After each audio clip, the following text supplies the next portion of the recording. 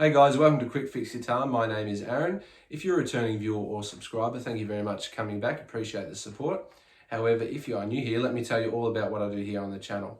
So here at Quickfix Guitar, I upload 3 guitar lessons per week on songs from a variety of genres, but with the main focus around hard rock, rock, punk and metal. Then the following day I release a cover of the song so you can see all of the parts played in their entirety.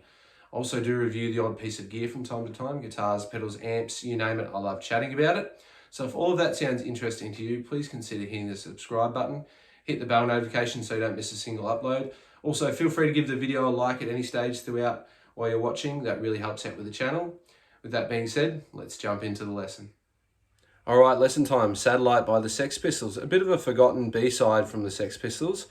I'd certainly forgotten about it. I'm familiar with I Did You Know Wrong and I Want to Be Me, but I actually forgot that this one existed, and I think it stands up with anything off the Nevermind the Bollocks album. It's a really, really catchy song.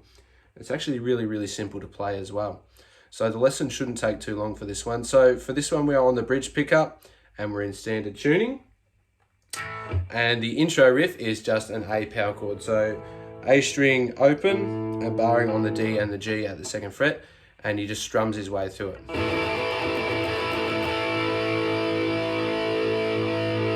And then just lets it ring for a little bit, followed by a slide into an A power chord. So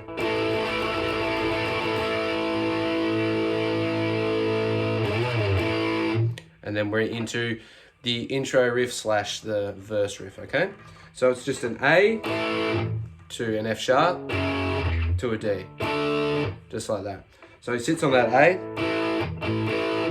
he's down strumming it and he's sort of killing it briefly in between, so, and there's a bit of palm muting in there as well, but not full palm mute, he's sort of lifting it off, using it percussively in between, so. And then he jumps up to the F sharp power chord very briefly, so 2nd fret, low E, and 4th fret on the A string, depending on how you play your power chords. So just one hit on that F sharp, and then he goes to a D. And it sounds like on the record he's doing a D here, but I prefer the sound of it here, just within the mix of the recording when I'm playing along with it. But either one is fine. So D power chord, 5th fret A string, and 7th fret on the G string with your pinky finger, or again, however you play it. So, or you can play it. And just for economy purposes, just having your hand all in the one spot, that's probably the better one to play realistically, but I just prefer the sound down there anyway. So that is the verse riff, and that powers throughout most of the song. So he does that for a few bars, and then we come down to the chorus. So the chorus is an E power chord down here, so index finger on the 7th fret of the A string, ring finger on the 9th fret of the G, and you're just reaching up doing this extended blues chord here, the boogie woogie chord I call it. So you play it twice, then reach up on the 3rd one.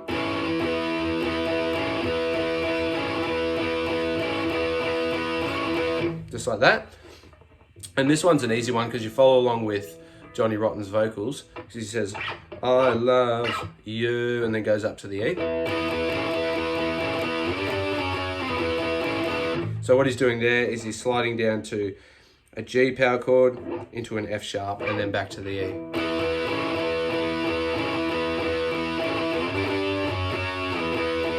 And it's just one hit on each and he's sliding into them.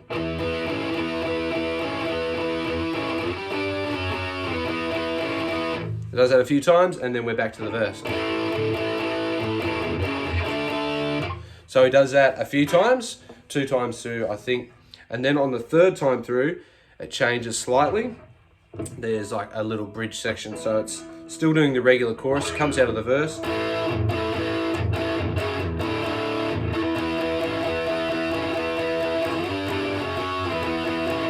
Plays that a few times, and then eventually it moves up to the D power chord, start playing this boogie woogie blues extended chord here. So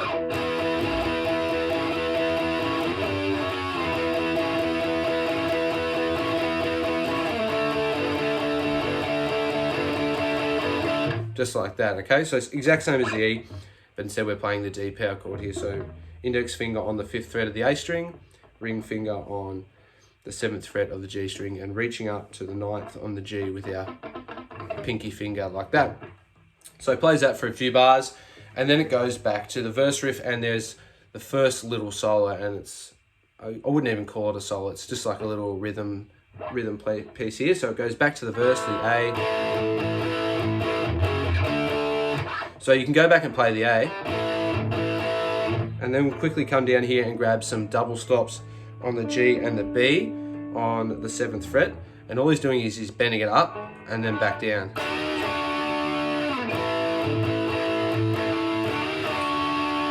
So hit it and bend up, and then back down. Once you've brought it back down. So a little half step bend.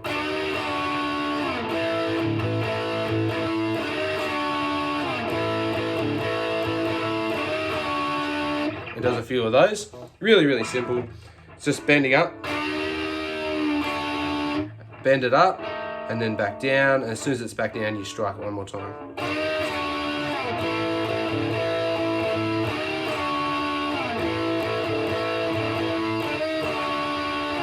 Just like that. And then he goes back to the verse riff. And this is the only time that happens in the song, this one verse, after doing that little bend on the with the double stops, is he palm mutes this verse here. So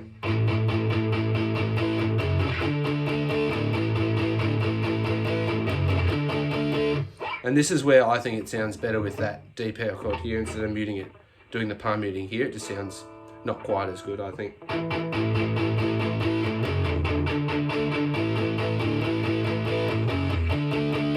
But again, that's personal preference. I'll leave it up to you. So he just chugs his way through that verse that time, and then he comes up here and plays the chorus like normal.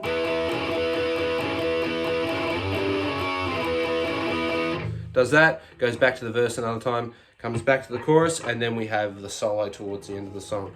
So underneath the solo is just the chorus playing. And the solo is pretty easy. It's just more of these double stops, Chuck Berry style licks that Steve Jones made his own. So we're barring on the 12th fret of the B and the high E. So you're hitting it twice, then hitting the 14th fret on the G and bending it up.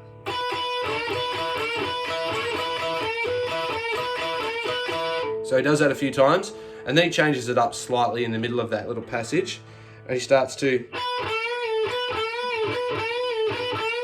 So he's hitting that double stop or just the one note there on the B.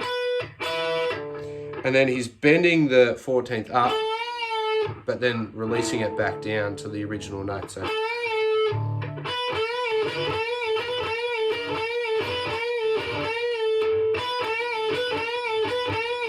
just like that, which in the middle of doing that is actually quite challenging to slow it down and think about it, but it starts off doing the normal Chuck Berry lick.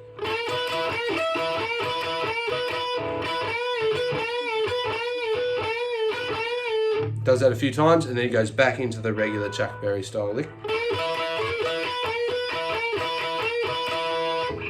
And then eventually comes up to the 12th fret of the G and bends that up a full step. And then bends it and releases it back down and slide all the way down to the 2nd fret of the G. Hits that and puts some vibrato on it. So.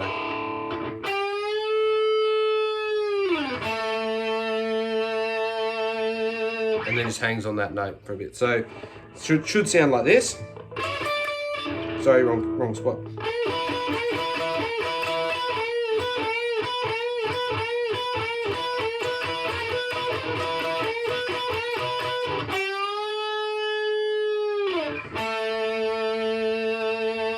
Hopefully a bit cleaner than that, but that's the solo part there. And then we're back into the verse.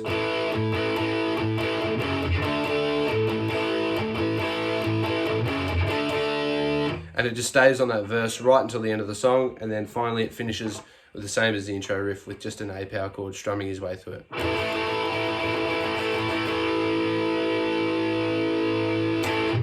And then that's how it finishes. So that's all the parts that you need. That verse riff is just playing pretty much throughout 90% of the song. The chorus as well, which is relatively easy. That one time that it goes up to the D extended chord.